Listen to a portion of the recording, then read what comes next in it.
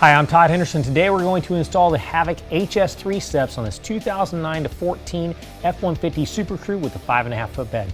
Let's go ahead and get started. All right, so we're starting on the driver's side of the truck. We're up to the very front. This is your e-brake cable. We're actually going to need to move that out of the way so we can get to the spot we're going to install. This is our front bracket location just behind the front tire. So you might have some tape over top of this if you do need to peel that away, but you're going to see two holes on around on either side of a square hole or rectangular hole. What we're going to need to do is take one of our U-nuts and slide it through that rectangular hole over top of the rear hole, the one closest to the back. And now we're going to go ahead and move back to our next bracket location. All right, next we're going to come back to our second bracket location. Now this has probably got some tape over top of it too if you've never done any kind of an install before. But what we're looking for is a squared off hole here with a round hole above it. Now in the pinch weld, there's going to be two holes on either side. This is still right in line with, we're kind of back towards the front door now, or the back of the front door. And we need to go ahead and put this U-nut in to where the threads are back behind the rocker panel.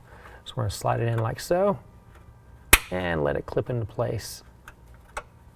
And now let's go back to our last location. All right, now we're going to go back to our last bracket location. You'll have another rectangular shaped hole with two round holes, one on either side. There's also a couple of round holes in the pinch weld below that.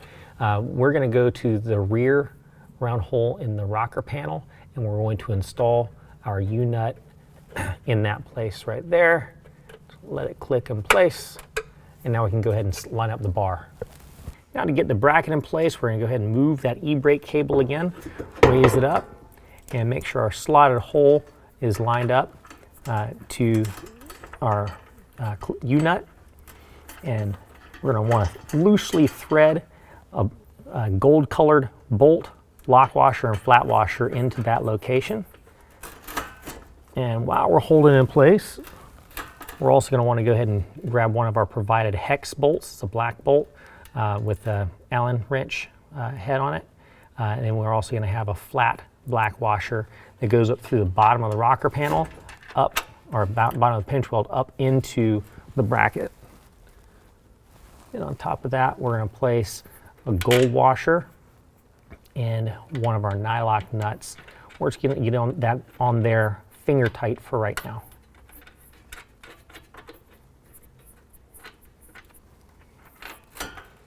Well, let's move back to our next bracket location. All right, so the next bracket back, we're going to do the same thing. We've got our gold colored bolt with a lock washer and flat washer. We're going to go and finger tight put it into that U-nut.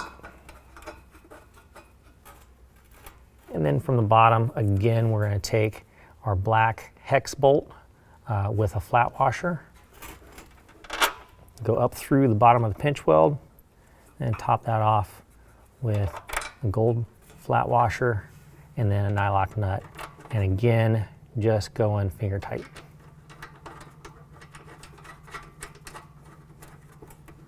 And we'll move back to our last location. Now our last bracket is pretty much the same thing. Gold bolt, lock washer, and flat washer going into the U-nut. Get that in there finger tight. And then from the bottom, again, we've got our black hex bolt with a black flat washer going up through the bottom of the pinch weld. Top that off with a gold flat washer and a nylock nut. Once we've got that in place, we can go ahead and take a 13 millimeter and tighten it down with a 13.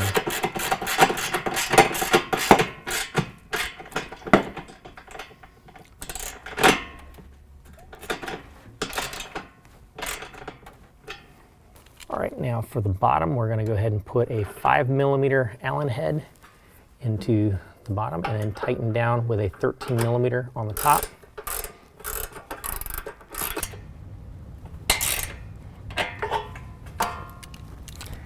Move up to our next bracket.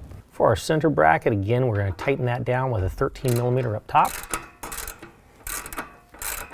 And again, for the bottom, we've got a 5 millimeter hex and a 13mm up top.